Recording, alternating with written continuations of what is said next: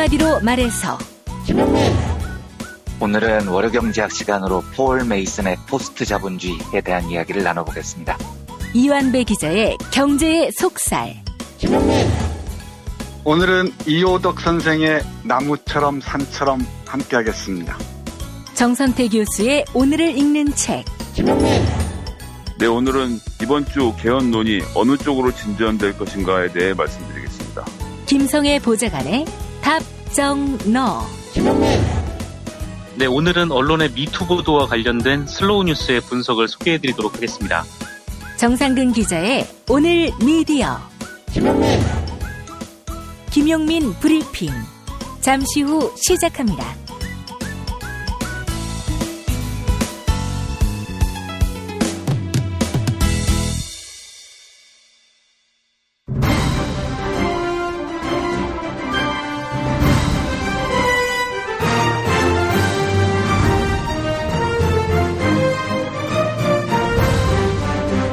김용민 브리핑.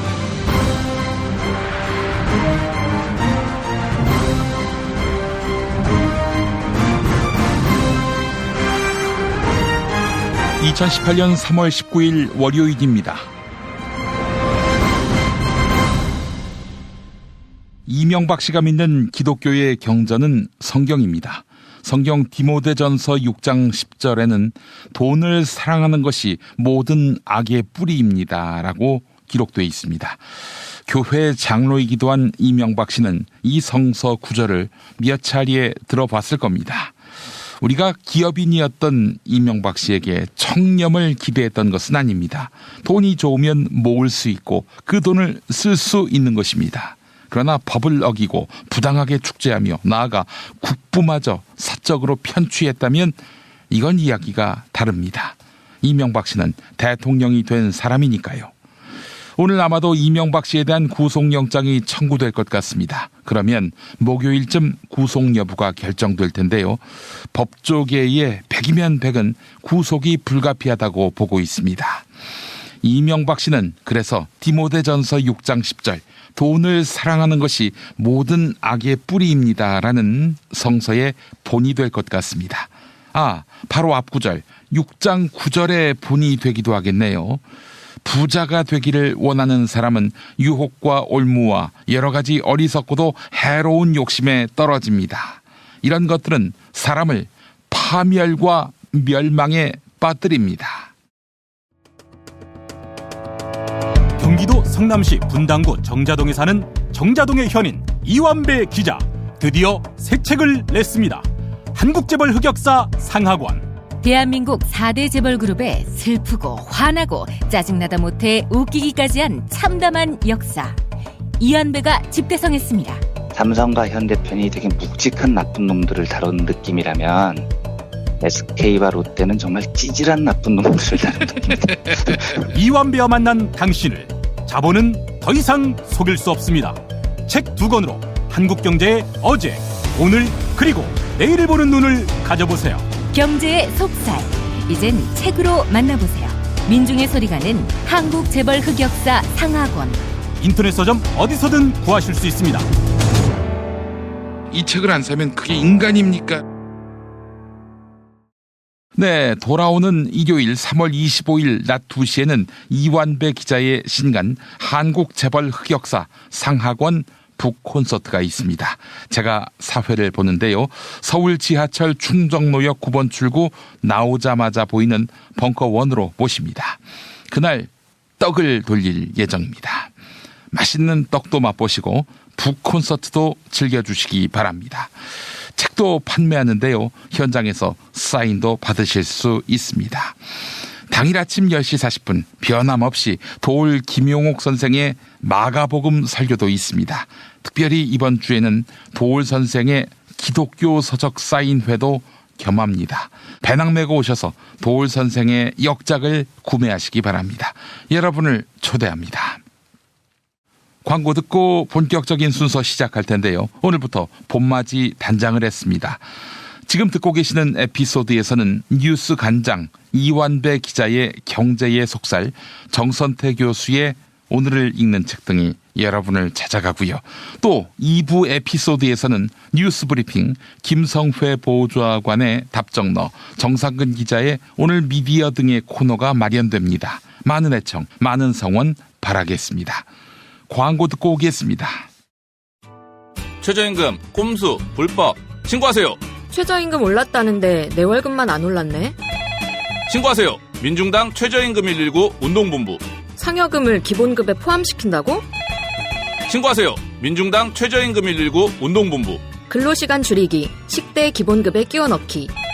신고하세요. 070-5118-2119 카카오톡 검색창에 최저임금 119 운동본부를 검색하세요. 최저임금 지키는 민중당. 야, 너 홍어 판다 그랬지? 팔지. 근데 홍어가 진짜 그렇게 몸에 좋아? 아니, 끝내준다니까. 우리 엄마 관절염인데? 홍어. 나 숙취는? 홍어. 마누라 다이어트래. 홍어. 큰이모 변비. 홍어. 작은 형 소화불량은? 홍어. 여동생 피부? 홍어. 큰 누나 주름? 홍어. 명절 때 선물은? 홍어라니까. 근데 비싸지? 열라 싸고 열라 맛있는 홍어가 있다니까. 어디? 알싸한 홍어. 1599-6456.com 혹은 1599-6456 전화 주문도 가능합니다.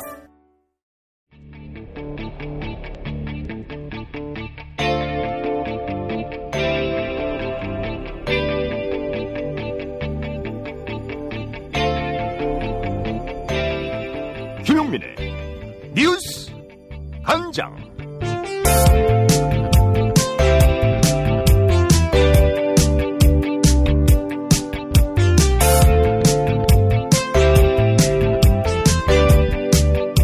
대기업과 중소기업의 임금 격차를 줄이기 위해 정부가 청년 일자리 대책을 발표했습니다. 중소기업과 중견기업이 정규직을 신규 채용하면 2021년까지 노동자 한 명당 최대 2,700만 원을 지원해 주는 것입니다. 하지만 중소기업 취업을 유도하기 위한 일시적인 대책, 이건 무책임한 것 아니냐 하는 비판이 나오고 있는데요. 김동연 경제부총리 겸 기획재정부 장관은 가까운 불부터 꺼야 하는 것처럼 위기에 즉각 대처하는 것이 필요하다. 구조개혁도 병행할 것이다. 이렇게 설명했습니다. 지난 금요일 TBS FM 김어준의 뉴스공장에서 했던 말 들어보시죠. 이 많은 분들이 이렇게 얘기를 하세요.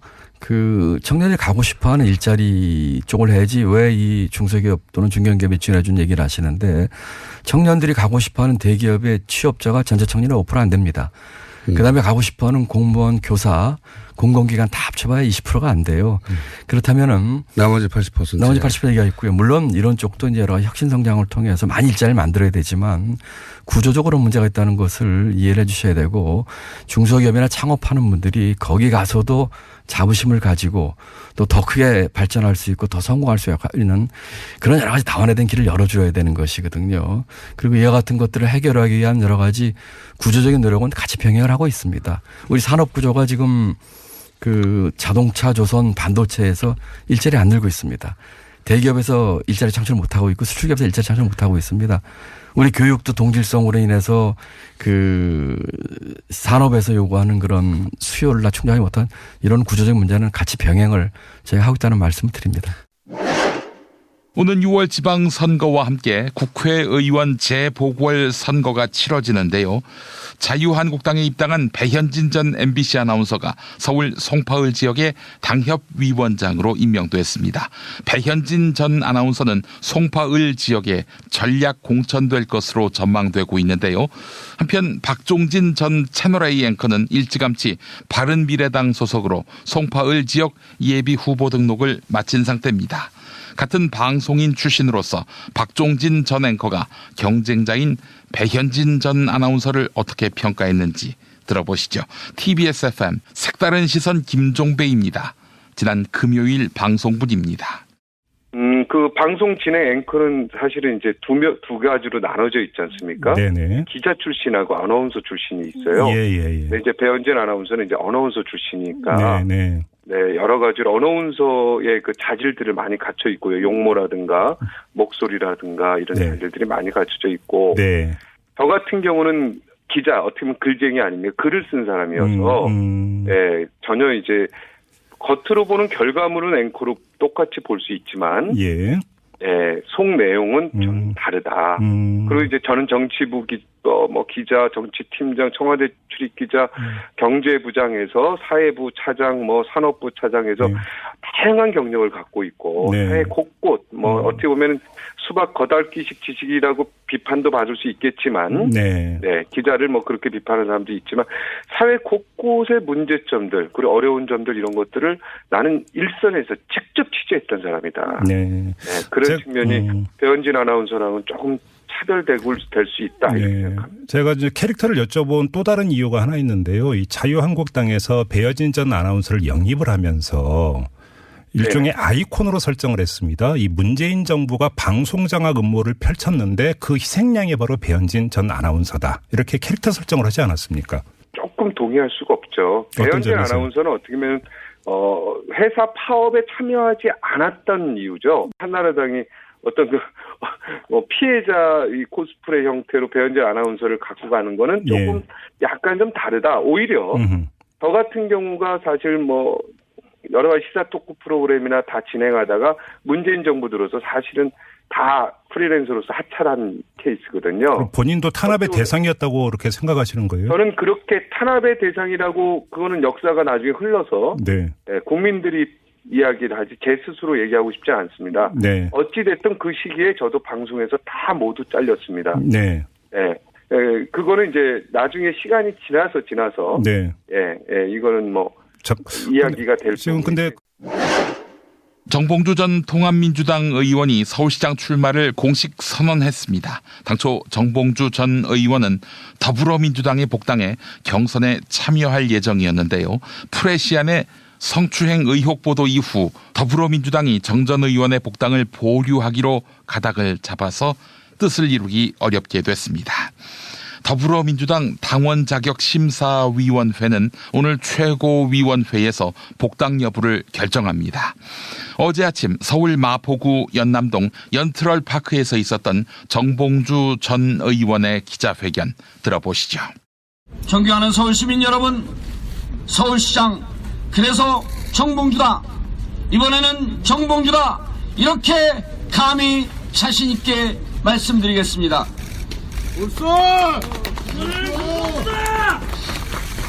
존경하는 민주당원 여러분, 당을 위해서 헌신한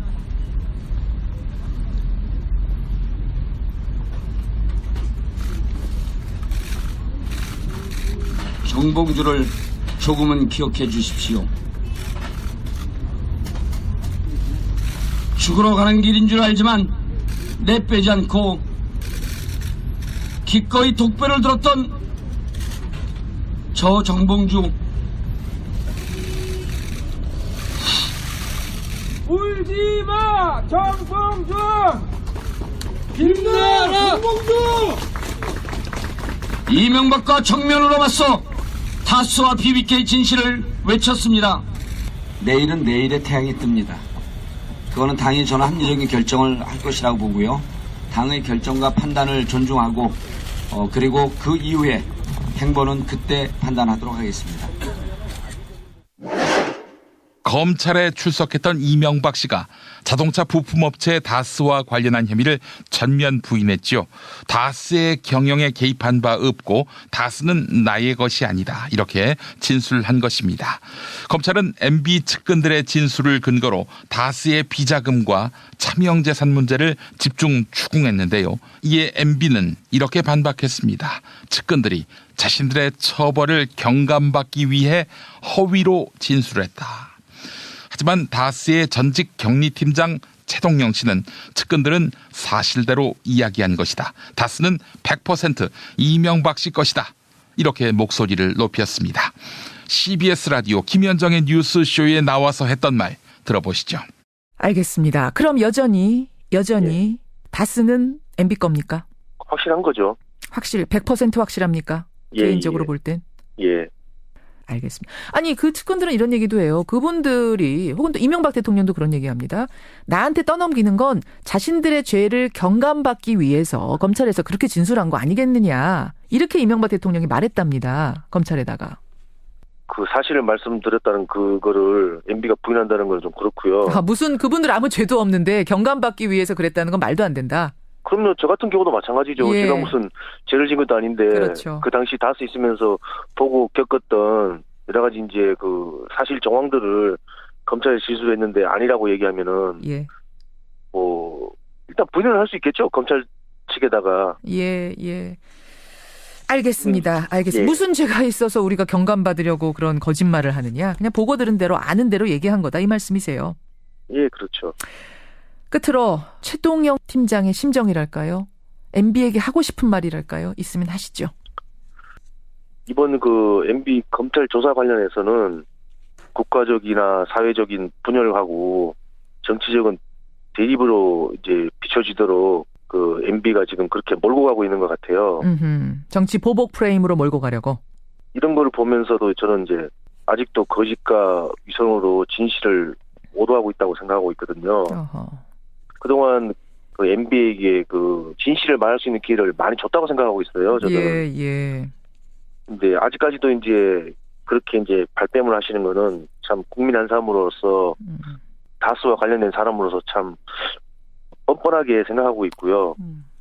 이번 계기로 우리나라가 조금만 더 그 진실된 사회가 될 수 있도록 그 나아가는데 힘을 좀 썼으면 좋겠다고 생각하고 있어요. 진실은 반드시 밝혀진다고. 무엇이 진실입니까? 대통령이라고 하는 지위를 진실을 밝히지 않는 데에 역이용해서. 김보영 아나운서가 함께합니다. 아프니까 팩트다. 안녕하세요. 아프니까 팩트다. 김보영입니다. 이명박 전 대통령은 검찰 조사에서 자신의 혐의 대부분을 부인했습니다. 유일하게 인정한 혐의는 대통령 재임 시절 국가정보원 특수활동비 10만 달러를 받았다는 거였습니다. MB의 분신으로 불리던 김희중 전 청와대 제1부속실장은 2011년 국정원 특수활동비 10만 달러를 MB의 부인 김윤옥 여사 측에 전달했다. 이렇게 검찰에 진술한 바 있죠. 일각에서는 김윤옥 여사가 이 돈으로 명품백을 산 것 아니냐 이런 의혹을 제기했는데요. 이명박 전 대통령은 10만 달러를 대북 공작에 썼다고 주장했습니다. 이에 따라 2011년 5월 중국 베이징에서 있었던 한국과 북한의 비밀 접촉이 주목되고 있습니다. 한 달 뒤 북한 조선중앙방송은 남북이 정상회담 추진을 위해 비밀 접촉을 했다고 보도했는데요. 그러면서 회담에 참석한 남측의 김태효 당시 대외전략비서관이 돈 봉투를 건넸고 북측이 이를 거칠게 쳐냈다. 이렇게 폭로했습니다. 조선중앙방송의 보도 직접 들어보시죠. 정상회담 개최를 빨리 추진시키자고 하면서 돈 봉투까지 꺼리낌 없이 내놓고 그 누구를 유혹하려고 꾀하다가 망신을 당하였다. 하지만 MBC의 취재 결과 검찰은 이명박 전 대통령의 진술을 그다지 신뢰하지 않는 분위기입니다. MB 본인과 김윤옥 여사에게 유리한 정황을 만들기 위해 상황을 짜맞춘 것이라고 보는 것입니다. 특히 김희중 전 제1부속실장이 돈을 건넨 시점으로 언급한 시기는 2011년 10월입니다. 조선중앙방송의 보도는 그보다 5달 전인 2011년 6월에 있었죠. 여기에 더해 검찰은 국정원 특수활동비를 받은 것 자체가 불법이고 처벌 대상이라는 입장입니다. 결국 검찰이 김윤옥 여사에 대해서 제기된 의혹을 들여다볼 가능성도 있다는 전망도 나오고 있습니다. 지금까지 아프니까 팩트다였습니다.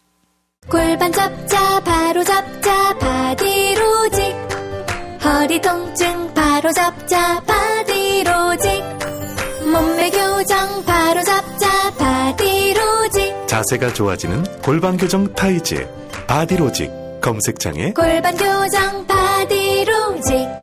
삐딱한 남성 골반 허리에도 역시 바디로직입니다. 바디로직의 효과를 못 느끼셨다면 100% 환불해드립니다. 자세한 환불 조건은 홈페이지를 참조하세요. 하루에 2번씩은 꼭 간 것 같아요. 속이 굉장히 편해진 것 같아요. 휴지에도 하나도 안 깔끔하게 끝나더라고요. 그만 넣고 싶은데도 계속 나오더라고요. 눈 뜨니까 바로 화장실 가고 싶더라고요. 양은 감당이 안 되더라고요. 너무 많아가지고.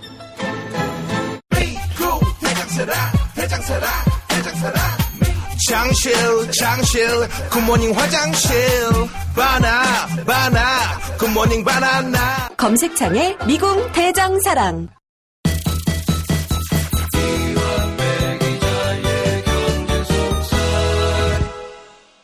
민중의 소리 이완배 기자 함께하겠습니다. 이완배 기자님. 네, 안녕하십니까? 예, 오늘 어떤 이야기 준비하셨습니까? 예, 오늘 월요경제학 시간이죠. 오늘은 폴 메이슨이라는 저널리스트 겸 경제학자의 포스트 자본주의 새로운 시작이라는 책의 내용을 소개해드려 볼까 합니다. 이 책의 내용이 정말 어마어마하게 방대합니다. 그래서 사실은 오늘 말씀드리는 내용도 책 전체는 조금 어려울 것 같고요. 아주 일부분만 겨우 소개를 해드릴 수 있을 것 같습니다. 저자인 폴 메이슨을 잠깐 소개해드리면요. 이 사람은 특이하게도 직업이 경제 기자예요. 저널리스트가 본업입니다. 그리고 겸임 교수로 영국 울퍼햄프터 대학교 국제경영학과에서 학생들을 가르치고 있고요. 이건 부업입니다. 제가 그래서 기자로서 폴 메이슨이 너무 부러운 건, 와, 저널리스트가 이 정도 되는 식견을 가질 수도 있구나. 기자도 이렇게 거대한 학문적 상상을 할 수 있구나 하는 점입니다. 예. 2016년에 거대한 후퇴라는 책이 발간이 됐는데, 이 책은 영국 브렉시트 사태를 보고요. 세계의 지성들이 너무 큰 쇼크를 받아서 왜 이런 현상이 나타나는지를 함께 분석하고 대안을 모색한 책이에요. 그런데 이 책의 공동 저자들이 어마어마합니다. 지금은 또 바우만, 낸시 프레이저, 슬라보의 지젝, 볼프강 슈트렉, 이 한 명 한 명 이름이 다 드림팀급에 속하는 사람들입니다. 그러니까 축구로 따지면 네이마르, 호나우두, 메시, 해리케인 이게 한 팀에 있는 거고요. 네, 우리나라에서 방송으로 따지면 유시민, 김용민, 김어준, 손석희, 김재동 이 정도 멤버들을 지금 한 팀에 몰아넣은 거예요. 아니, 김어준이 왜 들어갑니까? 편집할까요? 이상한 분이 제가 한번 실수로 넣었나요? 네. 그런데 이 드림팀에 정통 학자가 아닌 기자가 한 명이 있는데 그 기자가 바로 오늘의 주인공 폴 메이슨입니다. 기자인 제가 보기에 정말 대단한 사람인 거죠. 폴 메이슨의 포스트 자본주의는 자본주의 이후를 상상하는 굉장히 거대한 학문적 그림인데요. 제가 이해한 중요한 한 대목만을 오늘 공유를 해볼까 합니다. 역사적으로 세상이 변하는 모습을 보면요. 조금 뻑뻑하게 움직이는데 라는 느낌이 들 때가 있어요. 그리고 그 뻑뻑한 느낌은 굉장히 거대한 변화를 유발합니다. 예를 들면 중세 봉건제 사회만 해도요. 봉건 영주가 자기 땅에서 대대손손 땅을 지배를 하고 살죠. 소작농들이나 농노들은 영주에게 종속이 돼서 대대손손 착취를 당하면서 삽니다. 그런데 이게 초반에는 뻑뻑하지 않아요. 그냥 수백 년 동안 아주 자연스럽게 이어져 옵니다. 심지어 영주들은 소작농들이 결혼을 할 때 초약권이라는 말도 안 되는 권한을 갖고 있었죠.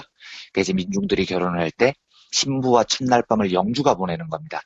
그러니까 이 시대의 농민, 소작농들의 삶은 노예보다는 낫지만 사실상 대대로 영주한테 종속이 된 아주 비참한 삶을 살게 됩니다. 그런데도 그 사회가 전혀 뻑뻑하지 않게 유지가 됩니다.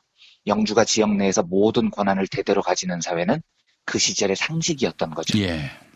그런데 어느 시점쯤 되니까 이 중세 봉건제가 어떻게 망하냐면 어느 날부터 당연하다고 생각했던 그 신분제 사회가 뻑뻑해지기 시작하는 겁니다. 그 중요한 계기가 뭐냐면 기술의 발전입니다. 공장이 들어섰기 때문이에요. 이러면 자본가 계급이 생기고요. 노동자 계급도 생깁니다. 이렇게 기술이 한번 확 발전을 해서 경제적인 영역에서 큰 변화가 시작되면 종전의 지배 시스템이 뻑뻑해지는 거죠. 기업이라는 건 노동자들을 모아서 일을 시켜야 굴러가는 체제죠. 그래서 더 많은 노동자들이 득실될수록 기업에 유리합니다. 노동을 하겠다는 사람이 많아져야 임금을 줘도 싸게 줄 수 있으니까요. 그래서 새롭게 돈을 번 자본가들이 원하는 세상은 노동자들이 득실되는 세상입니다. 그러니까 이제 자본가들이 보기에 영주들은 나쁜 놈인 거죠. 영주들이 지배하던 농민들을 해방시켜주고 싶어 해요. 그래서 노동자로 쓰고 싶습니다. 반면에 기득권층이었던 중세 귀족들, 영주들은 당연히 농노들을 안 놓아주려고 하죠. 여기서 충돌이 생기는 겁니다.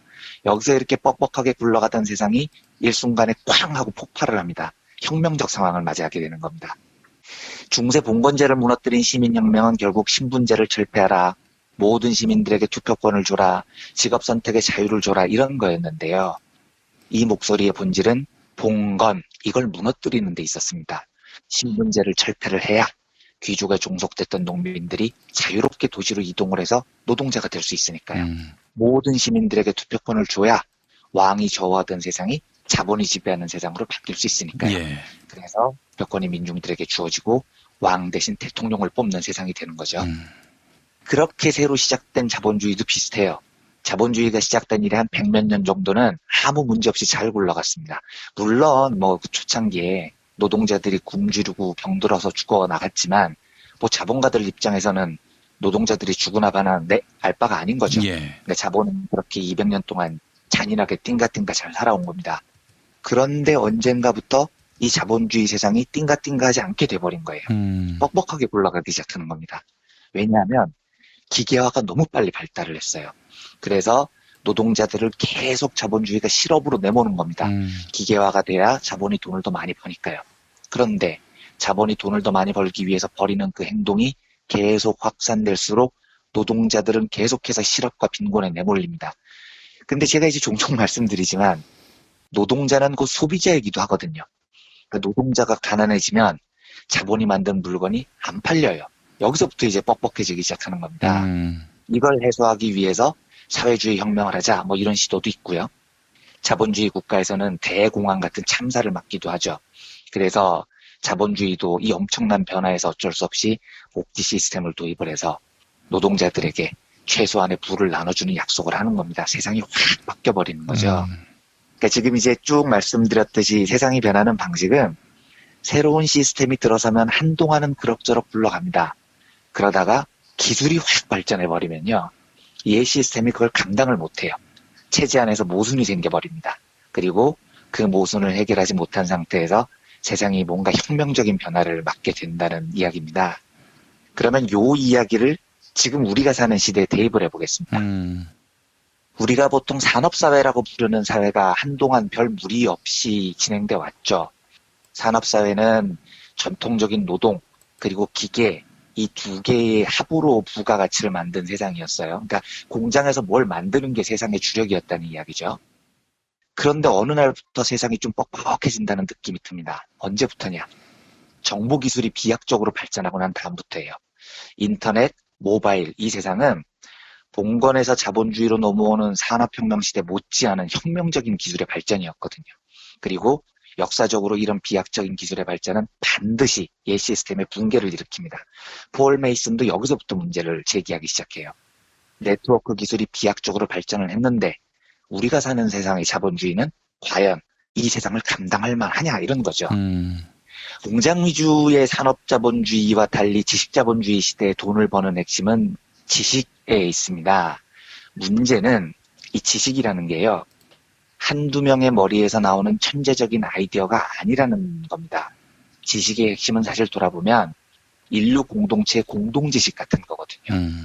예를 들어서 우리가 놀랍게 생각하는 알파고만 해도요. 그게 이제 구글이 만들어서 그렇지.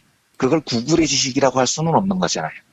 알파고는 인간이 뒀던 수천만 판의 바둑을 종합을 해서 다음 수를 예측하는 프로그램일 뿐이라고요. 물론 이제 그걸 종합하는 기술은 구글이 만들었지만 그 기술의 기반은 인간이 뒀던 수천만 판의 바둑입니다. 인류 공동의 지식이라는 거죠. 인공지능 의사가 나왔습니다. 얘가 치료를 열나 잘해요. 그런데 그것도 그 인공지능 로봇의 지식이냐 하면 아닌 겁니다. 수천 년 동안 인류가 서로를 치료해온 방식, 다양한 의학적 실험 이런 것들의 종합입니다. 물론 그걸 종합하는 기술은 로봇 개발 회사의 것이겠지만 궁극적으로 지식의 기반은 인류의 것이라는 거죠. 폴 메이슨이 보기에 뻑뻑함이 여기서 시작되는 겁니다. 이윤 창출의 원천이 새로운 지식이고 돈은 기업이 버는데 그 지식은 사실 우리 모두의 것이라고요.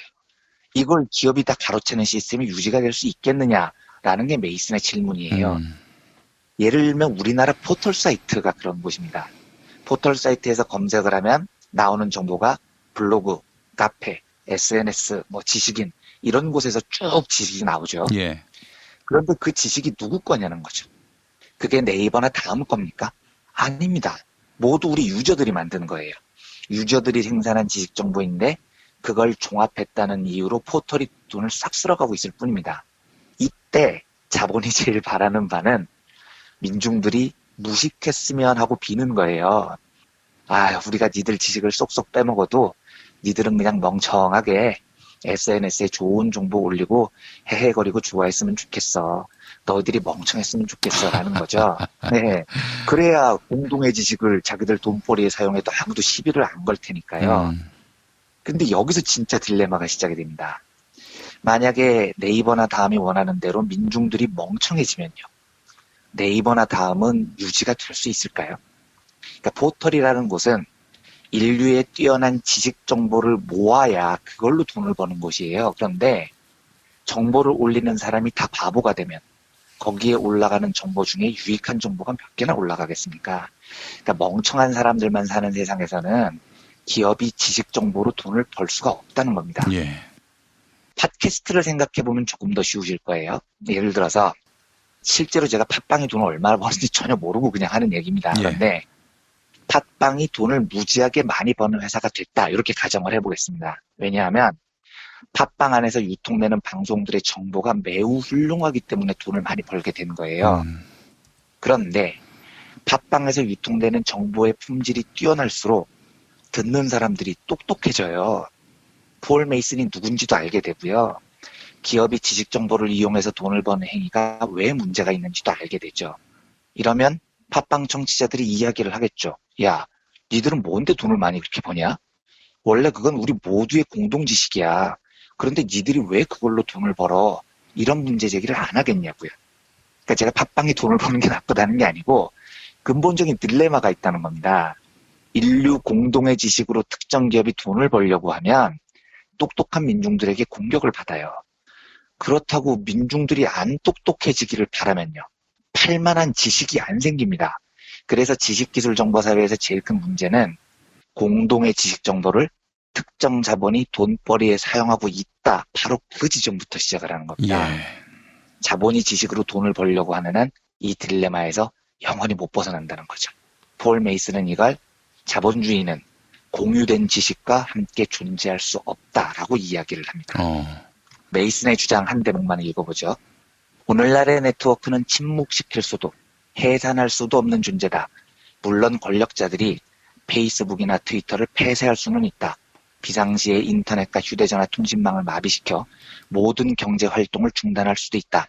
하지만 현대인의 생활에서 핵심이 되는 요소들을 모두 제거하고 50년 전처럼 수직적이고 이념지향적이며 대중을 무지한 사회로 돌아갈 수는 없다. 그런 행위는 국가 전체의 플러그를 빼버리는 일과 같다. 이렇게 적습니다. 예. 불가능한 일이라는 겁니다. 그건요. 지식경제 시스템이 유지되기 위해서는 민중들을 무지하게 둘 수 없다는 거고 막을 수도 없다는 거예요. 그렇다면 민중들이 똑똑해져야 되는데 똑똑해질수록 이 잘못된 분배 시스템을 민중들이 두고 보지 않을 거라는 겁니다. 이 모순 때문에 공유의 지식을 사유의 재산으로 이용하는 지금의 자본주의는 유지될 수 없다는 거죠.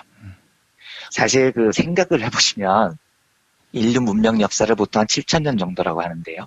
이 7,000년 역사 동안 현재 우리 민중들의 지적 수준이 어느 정도 될까요? 이게 제가 장담할 수 있습니다. 인류 문명 7,000년 역사 속에 오늘날 우리가 제일 똑똑할 거예요. 그러니까 청취자 여러분들께서는 정말로 자부심을 가지셔도 되는 게 인류 문명에서 이만큼 똑똑한 사람들이 없었습니다. 게다가 한국은 이런 정보 공유가 매우 뛰어난 사회죠. 이렇게 대중들의 높은 수준의 지식이 이뤄진 사회일수록요. 유통되는 정보의 수준도 굉장히 높습니다. 그래서 정보를 이용한 돈벌이도 잘 돼요. 그리고 그 돈벌이가 자본의 것이 아니라 우리 모두의 것이라는 의식이 확산될 가능성도 굉장히 높습니다. 예. 세계가 신자유주의 끝물에서 후퇴를 거듭할 때 우리는 이명박근혜를 극복하고 촛불혁명을 완수했잖아요. 이건 우리 대중들이 지금 현재 사회에서도 세계적으로 얼마나 높은 지적 수준과 정보 공유 능력을 갖고 있느냐를 보여주고 있는 거죠. 대한민국이 전 세계적으로 모순에 빠진 자본주의를 극복할 굉장히 좋은 토대들을 갖추고 있다. 이런 말씀을 드리고 싶은 겁니다. 예. 이 책 마지막에 보면 굉장히 재밌는 이야기가 하나 나오는데 이것만 말씀드리고 오늘 브리핑을 마무리하겠습니다. 1%를 해방시키자라는 제목의 소챕터인데요. 메이슨은 이제 우리가 새로운 세상을 만들면 지금까지 지식 정보를 지 것처럼 이용을 해서 부를 독점했던 1% 부자들에게는 어떤 일이 벌어질까? 이걸 물어봅니다. 네, 메이슨 대답이 이겁니다. 걔들은 지금보다 가난해진다. 하지만 그럼으로써 더 행복해진다. 부자로 살아간다는 것도 힘든 일이기 때문이다. 이렇게 적습니다. 그러니까 부자로 살기 되게 힘들다는 거예요. 메이슨 생각에. 안 그럴 것 같죠? 부자로 살면 다 좋을 것 같습니다만 아닙니다. 그게 메이슨 생각으로 보면 되게 힘든 일이에요. 왜냐하면 지금 상위 1%의 사람들의 철학은 똑똑한 사람들이 성공한다라는 자유주의 철학을 기반으로 하고 있습니다. 그러니까 자기들이 성공한 이유가 뭐냐? 내가 잘났으니까 성공한 거야. 이렇게 생각을 해요. 그런데 그 철학이 유효하려면 자기가 끊임없이 남들보다 잘났다는 걸 입증을 해야 됩니다. 그런데 이게 얼마나 피곤한 일이겠어요. 실제로 그 사람들 그렇게 별로 안 뛰어나거든요. 그 사람들 대부분은 그냥 금수저를 물고 태어났고 우연히 겹쳤고 그랬던 거예요. 그런데 이 사람들은 내가 남들보다 뛰어나다라는 걸 끊임없이 입증을 해야 됩니다. 이 책에 나오는 예가 이런 건데 티셔츠에 자기가 나온 대학 이름 새기는 게 그런 거죠. 그러니까 하버드, 케임브리지, MIT 뭐 이런 애들이 대학 이름을 커다랗게 새겨놓은 티셔츠를 입고 다니잖아요. 메이슨이 보면 열 안심하다는 거예요. 그 티셔츠가 의미하는 바는 나 되게 뛰어난 사람이에요. 나 부자가 될 자격 있어요. 이걸 입증하기 위해서라는 겁니다. 그런데 메이슨이 보기에 그런 행동은 나는 남들보다 특별하게 보이고 싶어서 환장하는 신자유주의의 노예일 뿐이에요 라고 떠들고 다니는 거랑 똑같다는 거죠. 예. 메이슨 그대로 읽으면 명문대 후드 티셔츠는 이 비속탄 세계에 입장했다는 표시일 뿐이다 이렇게 이야기를 합니다. 명문대 티셔츠는 이 비루한 세상 속에 편입됐다는 시그널이다. 그렇죠. 바로 그런 뜻입니다. 요거 한 대목만 읽어보겠습니다. 1% 세계의 내면에는 회의와 불안이 가득하다. 이렇게 격차가 심한 세계에 살면서 나는 특별해야 한다는 신화에 지배당하지만 실제로는 획일적인 삶, 모든 것을 잃을지도 모른다는 걱정에서 벗어나지 못하는 삶, 그것은 힘든 삶이다. 농담이 아니다. 하지만 좋은 소식이 있다. 우리 99%가 그들을 구원하러 오고 있다. 포스트 자본주의가 그들을 해방시킬 것이다. 이렇게 적습니다. 그러니까 1%에 속했다고 생각하는 사람들 머리로 잘 안 되는 머리로 글로벌 기업 운영할 만한 자격이 있다는 걸 보여주기 위해서 삶이 얼마나 힘들겠습니까? 그게 이제 우리가 해방시킬 수 있다는 겁니다. 기업이 벌어들이는 이익의 원천이 만인의 공유지식에서 출발한다는 사실을 인정만 하면요. 그걸 만인에게 돌려주기만 하면요. 물론 그 1%는 지금보다는 좀 가난해지겠지만 훨씬 행복해질 거예요. 이재용 씨처럼 괜히 능력에도 안 맞는 스트레스 받을 필요가 없어지는 겁니다. 모두의 지식으로부터 생긴 이윤을 모두에게 돌려주는 사회. 그러니까 똑똑한 민중이 비정상적이고 소수가 지배하는 시스템을 뿌리부터 바꾸는 사회. 요게 아마 폴 메이슨이 그리는 원대한 그림인 것 같아요. 요런 세상에 대한 개념이 우리 스스로에게 정립되면 정립될수록 우리가 이런 세상을 더 꿈꾸는 지식을 누적하면 누적할수록 이런 세상이 더 빨리 올 수 있습니다. 그런 차원에서 오늘은 폴 메이슨이 그리는 포스트 자본주의의 거대한 그림 중 일부를 설명드렸습니다. 세상이 이렇게 급속하게 바뀌는데 그 양상이 거의 물과 같은 그야말로 엄청난 물이 들어오는 그런 상황으로 비유할 수 있겠네요. 네, 정말로 그렇습니다.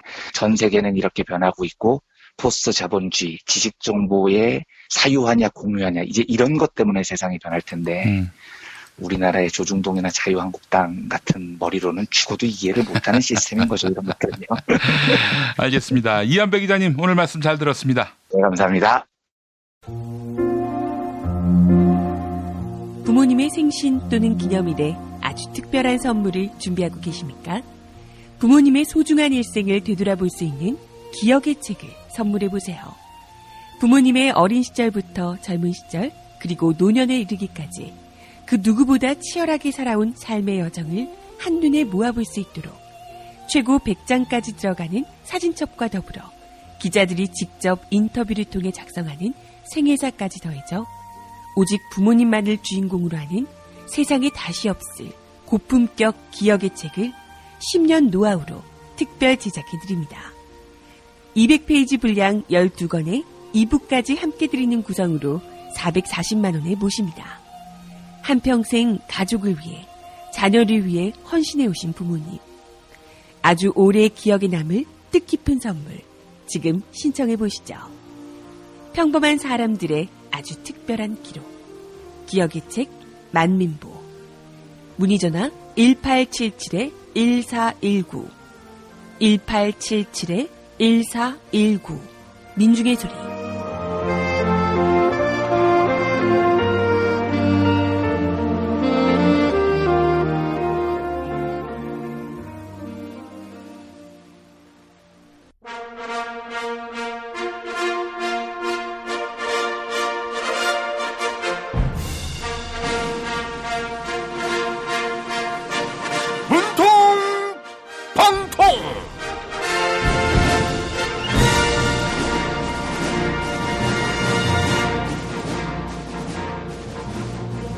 안녕하십니까.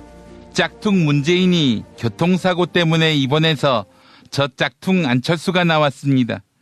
짝퉁 문재인의 시간이 가니 짝퉁 안철수의 시간이 오고 있는 것입니다. 오랜만에 나왔으니 먼저 제 자랑 좀 하겠습니다. 국민의당과 바른정당의 합당으로 엄청난 시너지 효과가 발생하고 있습니다. 4%에 불과했던 국민의당 지지율이 바른미래당으로 변신하면서 6%로 뛰어오른 것입니다. 네? 합당하기 전 바른정당 지지율은 8%였다고요? 합당으로 의석수도 30석으로 줄었다고요? 그만 좀 괴롭히십시오. 의석수가 줄었으니 제가 인재영입위원장을 맡고 있는 거 아닙니까? 새로운 사람을 찾고 숨겨진 인재를 발굴하겠습니다. 네? 천하의 인재라던 안철수의 영입위로 이준서 그리고 안철수의 제자 이유미 둘 다 징역형을 선고받았다고요? 안철수 부부가 만든 넷째 아이 국민의당은 문제가 많았습니다. 그래서 5번째 아이 바른미래당을 만든 것입니다. 부끄럽지만 저희 부부가 금술이 좋아서 곧 6번째 아이도 가질까 간을 보고 있습니다. 6번째 아이가 누구냐고요? 지방선거에서 참패한 다음 낳을 아이입니다. 이름은 나 대표 아니당, 정치 계속할 수 있당, 대선까지 고고싱 하겠당 이겁니다. 이번 지방선거에 서울시장 후보로 나섰다가 떨어지면 어떡하냐고요? 서울시장 안 되면 대통령 하면 될 거 아니겠습니까? 왜 자꾸 10입니까? 실망입니다.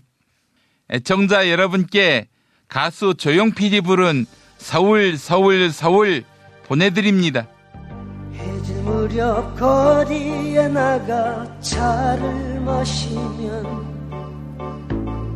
내 가슴에 아름다운 냇물이 흐르네.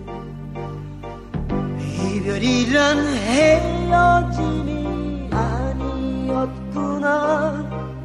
추억 속에서 다시 만나는 그대. 대본이야 화분에 놓인 우체국 계단.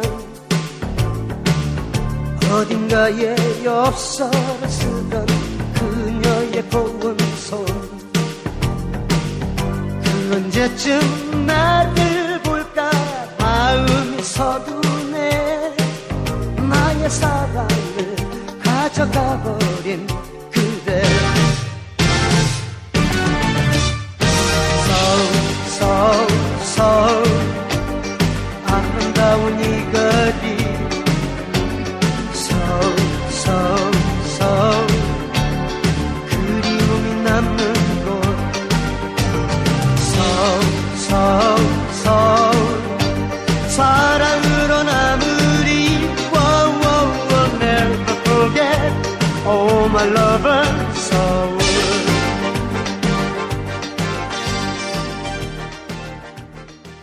판촉물이나 단체 선물이 필요할 때 이왕이면 우리 편 회사 네피아를 찾아주세요. 인터넷 검색창에 네피아를 치시거나 032-519-4800으로 전화주시면 친절하게 상담해드립니다. 그런데 상품은 뭔가요? 네피아를 가서 고르세요. 3만 가지가 넘는 물품이 있어요. 오늘 녹음 끝나고 한 잔? 술 끊는다며. 새해가 되면 술 끊겠다는 결심들 많이 하시는데요. 네. 쓸데없는 짓 하지 마시고요. 네, 술친구미 있잖아요. 네이버에 술친구를 검색하세요. 멀쩡합니다. 진짜. 노력한 만큼 내어주는 자연. 그 자연의 마음을 알기에 정성농장 홍삼. 검색창에서 정성농장 홍삼을 검색해주세요. 010-9754-6972. 다이어트를 위한 꿀팁. 동결건조 채소와 곡물, 단백질, 그리고 효소와 비타민, 미네랄로 만든 다이어트 전용 그린 스무디로 하루 한두 끼만 바꿔 드세요. 비타샵에서 만나요. 술자리 많은 요즘 3차까지 달린 당신을 위한 필수품. 전창걸의 새싹 땅콩차. 이제 속쓰림은 잊으세요. 070-8635-1288 070-8635-1288 생활인을 위한 꿀팁. 집 두 채에 월 10,000원 화재보험 카페. 화재 배상, 심지어 도난 피해까지. 여기에 더해 가전제품 고장 수리비까지. 연중 무휴라 언제든 02849-9730.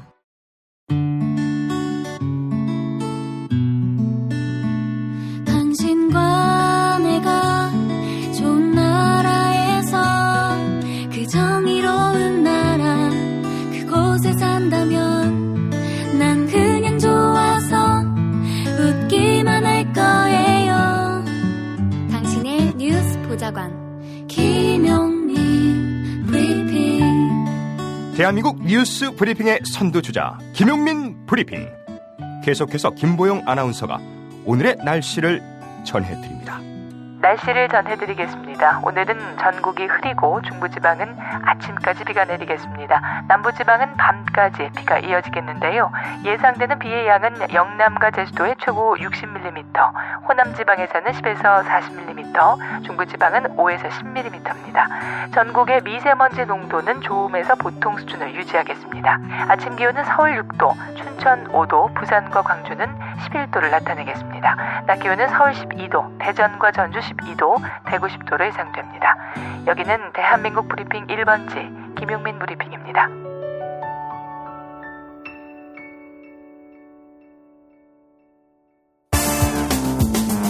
오늘을 읽는 책, 문학평론가인 국민대학교 국문학과 정선태 교수와 함께합니다.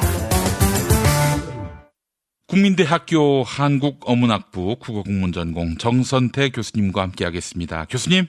네, 안녕하세요. 네, 새 주간이 시작됐습니다. 네. 자, 오늘 어떤 책 소개해 주시겠습니까? 네, 이제 봄이 오는 것 같죠? 예. 집 앞에 산수유도 꽃망울을 터뜨렸고요. 오늘 길을 걸으면서 봤더니 나뭇잎들이 바짝 푸른 기운을 내뿜기 시작한 것 같아요. 예. 그래서 오늘은 이호덕 선생의 책 나무처럼 산처럼 골랐습니다. 아, 이호덕 선생님. 제가 대학 시절에 어느 행사에 가서 강연을 들은 적이 있었는데 저렇게 맑은 분이 있나 하는 생각을 가져봤습니다. 네, 맞습니다. 이호덕 선생은 교육 사상가이자 교육 철학자지요. 그리고 권정생 선생과 더불어 어린이 문학의 우뚝한 보물이기도 합니다. 임길택 선생님도 계시죠? 네, 그렇습니다. 예. 그리고 우리말을 오랫동안 연구해 오신 분이기도 하죠. 예. 이호덕 선생이 쓴 우리 글 바로 쓰기는 알만한 사람들은 다 아실 줄 압니다. 이 책 나무처럼 산처럼은 맑은 영혼을 지닌 이호덕 선생께서 산과 나무를 보면서 사람이란 무엇인가, 인간이란 무엇인가에 대해서 단상을 펼쳐놓은 그런 산문집입니다. 예. 이 책을 보면은 나무에 대한 예찬들, 구름에 대한 애찬들, 그리고 돌멩이에 대한 사랑들이 곳곳에 물씬 묻어납니다. 먼저 얘기를 시작하기 전에 이 나무에 대해서 우리 이호덕 선생이 어떻게 말씀하시는지 들어보겠습니다. 예. 감나무에 관한 긴 글이 있는데요. 감나무의 일생을 쭉 살펴보면서 이렇게 얘기합니다.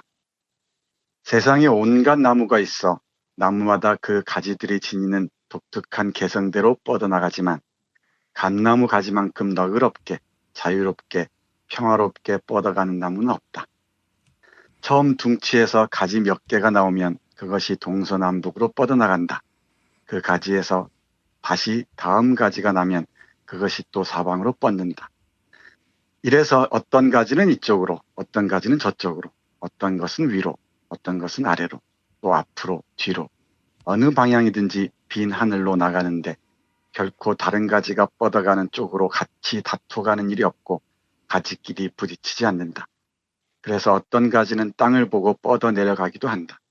또 뻗어나가다가 다른 가지와 부딪힐성 싶으면 곧 방향을 돌려 다른 곳으로 뻗어나간다. 그래서 감나무 가지를 살펴보면 쭉 곱게만 뻗어 있는 가지가 없다. 죄다 이리 구불 저리 구불해서 뻗어 있다는 것을 알 수 있다. 세상이 이토록 아름답게 하늘을 채우고 있는 나무가 또 있겠는가. 감나무를 가만히 쳐다보면 나무의 성자란 생각이 들기도 한다. 네, 감나무에 대해서 이렇게 얘기합니다. 아유, 그냥 우리가 봤을 땐 미물에 불과하고 뭐 있으나마나한 존재처럼 생각이 됐는데, 이효덕 선생님은 얼마나 사랑하셨으면 이렇게 성실하게 관조하셨을까 하는 생각이 드네요. 네, 맞습니다. 우리가 흔히 주위에서 볼 수 있는 감나무 한 그루에서 성자의 모습을 읽어냅니다. 어느 누구도 방해하지 않고 자유롭게 뻗어가면서도 자신의 모든 걸 나눠주는 감나무 한 그루의 그 사연들을 깊이 있게 읽어내는 걸 볼 수가 있습니다. 예. 한국의 산도 마찬가지죠. 파도처럼 흐르는 이 산을 보면서 이효덕 선생은 깊은 그 상념에 빠지기도 하고요. 산을 보면서 사람이란 무엇인가, 인간이란 무엇인가를 살피기도 합니다. 그런데 이 산이나 나무에 관한 얘기뿐만 아니라 이 책을 읽다 보면 새나 개구리나 개나 이런 동물들에 관한 얘기들도 쭉 펼쳐져 있는데요. 그런 동물들, 자연들 얘기를 하면서 이효덕 선생은 또 우리가 살고 있는 삶의 현장으로 내려오기도 합니다. 하면서 알 수 없는 일 몇 가지를 나열을 해요. 그중에 2가지만 들어보면 이렇습니다. 남의 것 숭배하는 뿌리 깊은 병통이 있다는 겁니다. 예컨대 일본의 식민지 시대에는 일본을 상전으로 받들어 친일파들이 세상을 만들었고, 일본이 물러간 뒤로는 또 미국에 기대어 살면서 미국의 군대가 이 땅을 떠나면 우리는 버림받은 고아 같은 신세가 된다고 벌벌 떨고 있다는 것, 이게 얼마나 한심하고 불쌍하고 이상한 일인가, 이렇게 말씀을 하셔요. 그리고 또 하나는 우리나라가 분단 국가로 남아있다는 것, 그리고 통일되기를 두려워한다는 것, 이게 정말 이상하다는 겁니다. 예. 그러면서 이렇게 말을 합니다. 우리나라가 통일이 안 되고 언제까지나 이 모양으로 남과 북이 갈라져 서로 다투고 싸우기를 바라는 사람이 있다면 일제 식민지 시대에 우리 땅에서 온갖 끔찍한 죄악을 저질렀던 일본의 군국주의자들과 그 뒤를 잇는 미치광이 같은 천황주의 광신도들, 그리고 기회만 있으면 외국을 침략해서 전쟁을 일으켜 무기를 팔고 군대를 외국 땅에 두어 자기들의 이익만 챙기려고 하는 나라의 지도자들 뿐일 것이다. 그런데 참 희한하고 괴상하게도 정작 우리나라 사람들 가운데 평화스럽게 통일이 되지 않기를 바라는 사람들이 전체 인구의 반 가까이 된다고 한다. 이것이 또 이상하고 도무지 알 수 없는 일이다. 이렇게 얘기를 해요. 그러니까 이효덕 선생은 한국 사회에 이상한 일이 4가지 있다고 하면서 이 2가지를 예로 드는데, 나머지 2가지도 우리가 이해하지 못할 게 아닙니다. 한글을 너무나 홀대한다는 것, 그리고 쿠데타로 정권을 잡은 박정희 기념관을 세우겠다는 것, 이것도 이상한 일이지만 더욱 이상한 건 미국에 기대 살면서도 아무렇지도 않게 생각한다는 것, 그리고 이 남북 화해와 교류, 통일에 대해서 반대하는 사람들이 적지 않다는 것, 그러니까 냉전 체제에 기생해서 자신의 이익을 지켜나가는 사람들이 이 땅에 많은 세력을 형성하고 있다는 것, 이 사실을 이효덕 선생이 이해할 수 없다고 얘기를 해요. 이 얘기를 하는 그 계기가 된 게 뭐냐면 2002년에 쓰여진 글인데요. 어떤 신문에 까마귀를 쫓아내는 사진을 본 것입니다. 말씀드릴 필요도 없이 독수리의 어마어마하게 무서운 맹금류 아닙니까? 예. 물론 까치도 맹금류에 속합니다만은 그 크기나 힘을 보면은 상대가 되지 않죠. 그런데 이 책에 실린 사진을 보면은 그 작은 몸피에 까치가 자기 영토에 들어온 거대한 몸집에 독수리를 몰아냅니다. 이걸 보고서 까치도 저러는데 강대국에 휩싸여 있는 우리나라 사람들이 왜 저렇게 까치만도 못한가, 이런 생각을 하면서 외국군이 주둔해 있는 현실, 그리고 냉전 체제에 기생하고 있는 세력들, 이런 부분들을 하나하나 비판해 가고 있습니다. 자연을 깊이 들여다보면은 인간의 삶도 당연히 보이는 모양입니다. 해서 이 독수리와 까마귀를 예로 들어서 한국이 처해 있는 상황을 은유적으로 비판하고 있는 것 같습니다. 저는 이효덕 선생의 이런 모습이 좋습니다. 자연을 예찬하는 자연주의자로 남아있는 게 아니고 자연이 갖고 있는 힘을 통해서, 자연이 지닌 힘을 통해서 인간의 삶의 이면들을 통찰해내는 것 같습니다. 이런 글들과 더불어서 또 제가 이 책에서 아끼는 게 구름이라는 글입니다. 우리가 하늘을 바라본 적이 언제인지 잘 모를 만큼 잊고 사는 경우가 많잖아요. 네, 이효덕 선생은 오랫동안 초등학교 교사 생활을 하셨는데, 그러다가 전두환이 쿠데타로 집권하고 나서 교육에 개입하자 학교 생활을 그만두고 교육운동으로 나섭니다. 학교가 끝나고 나면은 하늘을 바라보면서 노을을 향해 여러 가지 생각을 했던 것 같습니다. 그 아름다운 구절 읽어드리겠습니다. 내 꿈은 그 옛날 내가 쳐다보던 하늘을 다시 보는 것이다. 하늘과 땅을 새빨갛게 물들이는 저녁 노을을, 그 저녁 노을이 사그라지는 실비단 파르무레한 하늘을 지켜보면서 하루를 마감하는 것이다. 봄이면 산 기슭에 밭둑에 냇가에 가는 곳마다 만날 수 있었던 할미꽃을 다시 보게 되고, 여름이면 마을 앞 냇물에 피라미드를 헤엄치다가 그 눈부신 비늘을 반짝이면서 뛰어오르고, 가을이면 노랗게 익은 벼논에 메뚜기들이 톡톡 튀면서 가을볕을 즐기는 것을 보는 것이다.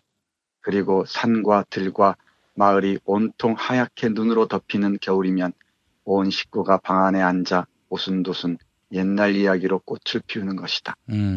그러나 이제는 이승에서 내 꿈을 실현할 수 없게 되었다. 또 다른 세상에 가서야 그 하늘, 그 땅을 만날 수 있을까? 네. 오래전에는 이런 자연을 누리고 상상하고 즐길 수 있었는데, 이제 우리가 요즘 겪고 있는 미세먼지 때문에 이런 맑은 하늘을 볼 수 없게 됐다면서 탄식하는 장면입니다. 이런 글을 쓰고 난 지 얼마 안 돼서 2003년에 이호덕 선생이 세상을 떠나셨는데요. 아이고, 예. 이런 미세먼지가 또 기승을 부리는 오늘날의 현실을 보면은 이호덕 선생은 뭐라 말씀하실지 한쪽 가슴이 뜨끔뜨끔해집니다. 이 좋은 분들을 잃은 세상이다 보니 어른이 없는 세상이 됐고, 우리가 갈피를 못 잡는 것은 아닐까 하는 생각이 듭니다. 네, 맞습니다. 우리 사회에 원로 또는 어른이 없다는 건 참 안타깝고 슬픈 일이죠. 예. 입에 올리기도 싫습니다만은 MB니 뭐니 하는 자들이 저렇게 이 폐악질을 하고 우리 세상 엉망진창으로 만들었으니 누가 어른을 존경하겠습니까? 물론 뭐 귀한 분들도 없지 않지만은 살아계신 분들 중에 존경할 만한 어른이 없다는 건 그야말로 안타까운 일이 아닐 수가 없습니다. 그리고 어떤 신문 기사를 보니까 노인들에 대한 존경이 점점 사라지고 있다 그러죠. 또 그렇게 맞는 상황들도 함께 고민해 봐야 될 것 같습니다. 그리고 제가 알기에는 산처럼 나무처럼 이 책이 이호덕 선생이 살아생전에 쓴 마지막 책인 줄 알고 있는데요. 그 앞에 서문에 이런 글이 실려 있습니다. 읽어드리고 마무리하겠습니다. 예. 그런데 사람은 그 산을 끊고 자르고 뚫고 깔아뭉갠다. 사람은 산에서 살아가는 모든 목숨을 짓밟고 죽인다. 정치고 경제고 산업이고 교육이고 과학이고 기술이고 예술이고 문학이고 하는 사람의 머리에서 나오는 모든 것이 자연을 파괴하는 노릇을 하고 있다. 자연에 안겨 자연으로 살아야 할 자연의 한 부분이 그 자연을 적으로 맞서서 자연에 반역하여 자연을 죽이는 것이다. 스스로 무덤을 파고 죽음을 재촉하는 사람이 무섭고 소름이 끼친다. 이제 앞으로 내가 할 말은 다만 죽어가는 자연을 증언하는 것이다.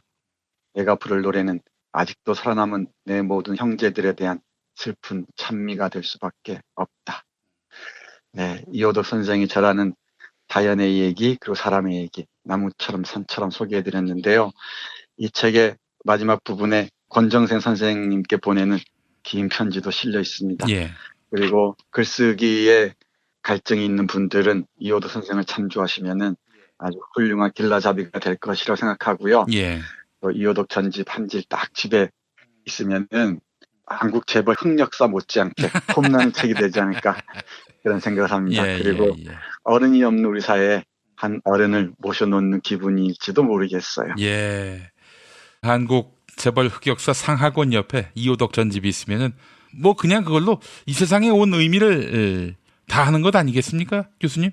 그렇다고 볼 수 있을 것 같아요. 아, 우리 정선태 교수님 책도 있어야 되는군요. 제가 아닙니다. 그 아닙니까? 재벌의 이면을 읽어내는 건 정말 의미가 있고요. 네. 한국 현대사의 그 정경유착 과정 그리고 우리를 지배하는 경제 권력의 정말 파렴치한 속성들을 읽어내면은 그러고 나서야 우리 사회가 제대로 된 궤도에 올라서지 않겠습니까?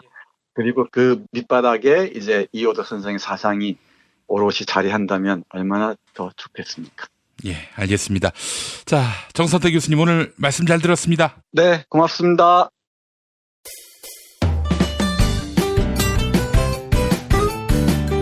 뉴스 폴앤베리로 계속됩니다.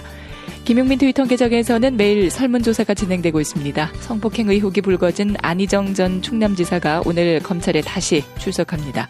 고소인들은 안희정 전 지사의 지위 때문에 성폭력을 당했다 이렇게 주장했는데요. 하지만 안희정 전 지사 측은 한 언론과의 인터뷰에서 남녀 사이에 있었던 애정행위이고 강압은 없었다 이렇게 밝혔습니다. 자연스러운 관계였다는 안희정 전 지사의 입장을 시민들은 어떻게 평가하고 있을까요? 어젯밤 9시까지 모두 1253명이 설문조사에 참여해 주셨습니다. 68% 10명 가운데 7명은 안희정 전 지사의 주장을 수긍하지 못하겠다. 이렇게 응답해 주셨습니다. 안희정 전 지사의 주장에 수긍한다는 시민들은 32%로 집계됐네요. 트위터를 통해 시민들과 소통하고 있습니다. 적폐청산 없이 미래 없다님, 권력은 흉기이고 칼입니다. 안희정의 주장은 일고의 가치도 없습니다. 유토피아님, 수행비서를 여성으로 뽑은 저 의부터 의심스럽습니다. 설문조사에 참여해주신 여러분께 감사의 말씀을 전합니다.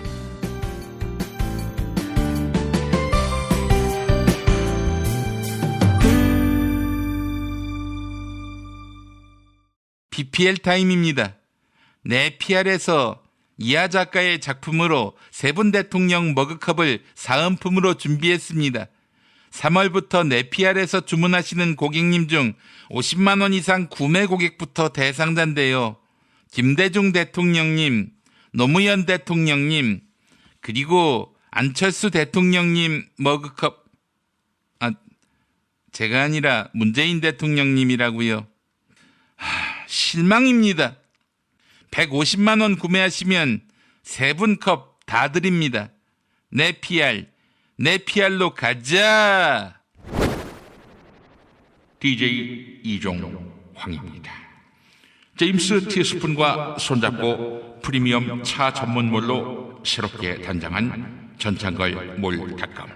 새싹의 생명력을 전해주는 새싹 땅콩차 T160g 2개를 사시면 하나 더 드리고, 나의 몸을 가볍게 해주는 이집트 신의 붉은 유 제임스 티스푼 히비스커스 1+1 행사 놓치지 마시기 바랍니다. 프리미엄 차는 www.전창걸몰닷컴 여기를 찾아주시기 바랍니다. 참고나 그 다음에는 새싹 땅콩차 100개 사면 차 한 대 선물해라. 나는 볼보. 김무성입니다. 일자리 대책이 나왔지요. 비정규직과 청년들의 정당 민중당은 오래전부터 다양하게 비정규직 청년들의 일자리 대책에 관심을 가져왔습니다. 비정규직 장애인 해고 반대, 노동 탄압 분쇄, 일자리 대안 마련 촉구 등등 여러분의 편에 서왔습니다. 청년들에게 희망을 주고 또 청년의 미래를 지키는 당 민중당. 청년들은 민중당으로 가세요. 우리 자유당처럼 부자 챙기기에 바쁜 당은 청년들까지 못 챙깁니다. 민중당으로 가세요. 예, 구속된 전 경제부총리 최경환입니다. 바디 로직 입고만 있어도 골반을 바로 세워준다고 광고했는데 구매 후기 하나 볼까요? 시어머니 몸이 많이 불편하신데 만족하시는 모습에 기분이 너무 좋고 저도 한번 사용해보고 싶어졌어요. 자, 입었다 하면 만족 또 만족. 검색창에서 바디로직. 야, 자유당 너희도 바디로직 사서 입어라. 어때, 다리가 불편하냐? 면회 한번 안 와? 한때 실세였던 나한테. 기영입니다. 이 고구마 먹으면 허기가 달라지지요. 근데 섬유질이 많아서 똥을 어처구니 없이 많이 배설한다고 합니다. 그래서 다이어트에 특효지요. 전북 고창 황토에서 자란 고구마, 이걸 다이어트용 아이스 군 고구마로 만들었는데요. 차갑게 해서 드시면 고구마 케이크 식감이 납니다. 이거 한 개로 한 끼 식사 해결 가능하지요. 전화 1544-1669, 1544-1669로 전화 주시기 바랍니다. 연보흠 기자도 전화 주시기 바랍니다. 탄핵 때문에 뭐 이야기를 전달을 하려고 해도 길을 막고 듣질 않아요. 해족 수준으로 쪼그라든 한국 보수. 회생의 길은 과연 있을까? 변화된 정치 환경, 갈 길 잃은 보수에게 새로운 희망을 제시한다. 애국보수의 화려한 부활과 집권을 위한 본격 가이드, 김용민의 신간, 보수를 지켜라. 진중권도 투표하는 보수 정당, 광주에서도 일당이 될 수 있는 보수 정당, 젊은이들의 입당이 줄을 잇는 보수 정당. 언제까지 민주당 정의당을 부러워만 할 것인가? 부러우면 진다니까? 자유한국당 당원 김용민이 쓴 보수를 지켜라. 이김에서 나왔습니다.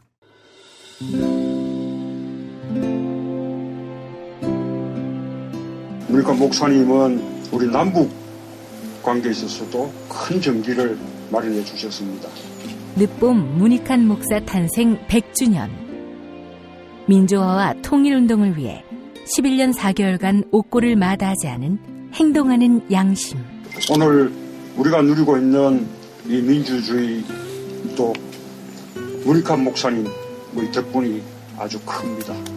그가 24년 동안 살았던 서울 강북구 인수복로 통일의 집이 6월 1일 문익환 통일의 집 박물관으로 거듭납니다. 사람들이 이렇게 항상 북적북적 이렇게 했던 공간이라 아버지한테만 아니라 우리 모두들한테 굉장히 큰 의미가 있는 통일의 역사를 기억하며 통일의 길을 모색하는 문익환 통일의 집 박물관 기념사업 추진위원으로 함께해 주시겠습니까? 이건 단지 어떤 유가족들의 유산이 아니라 우리 시대가 가지고 있는 유산이기 때문에 자세한 안내는 포털 사이트에서 문익환 통일의 집을 입력해 주세요.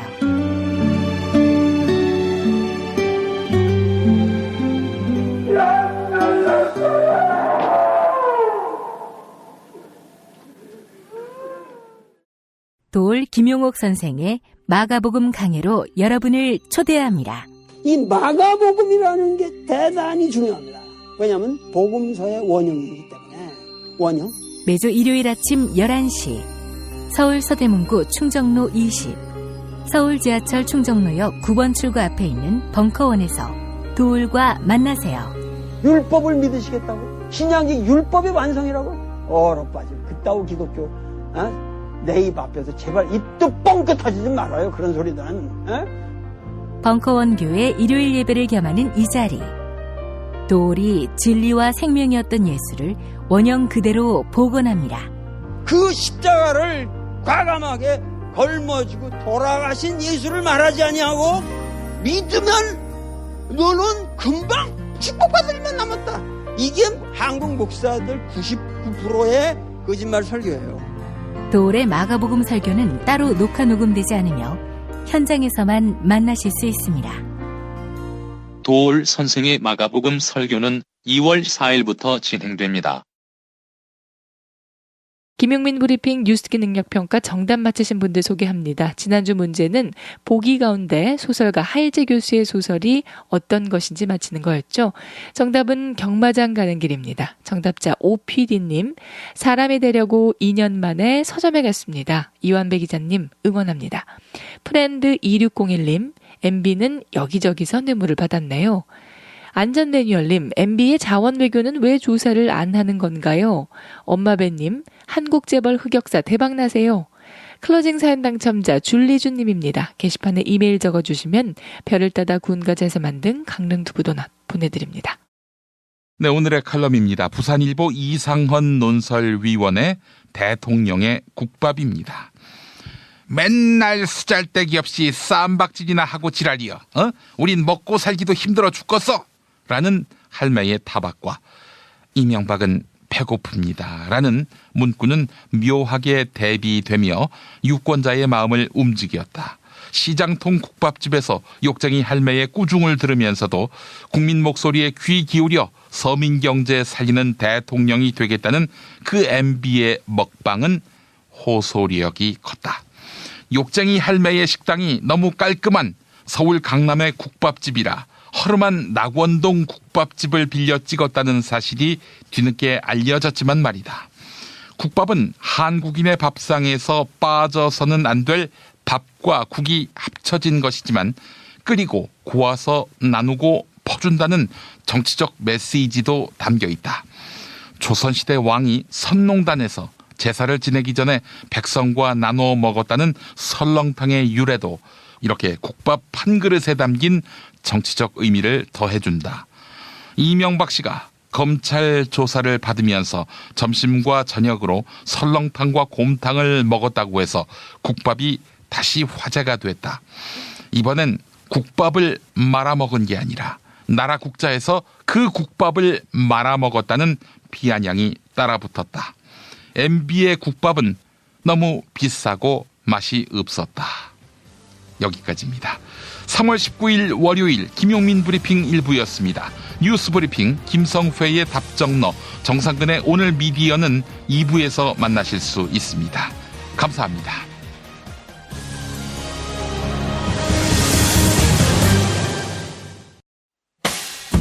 김용민 브리핑과 함께한 시간 어떠셨어요? 다음 시간에도 보다 바르고 알차며 즐거운 정보로 여러분을 찾아가겠습니다. 팟캐스트 포털 팟빵에서 다운로드하기, 구독하기, 별점 주기, 댓글 달기로 응원해주세요. 잊지 마세요. 다운로드하기, 구독하기, 별점 주기, 댓글 달기.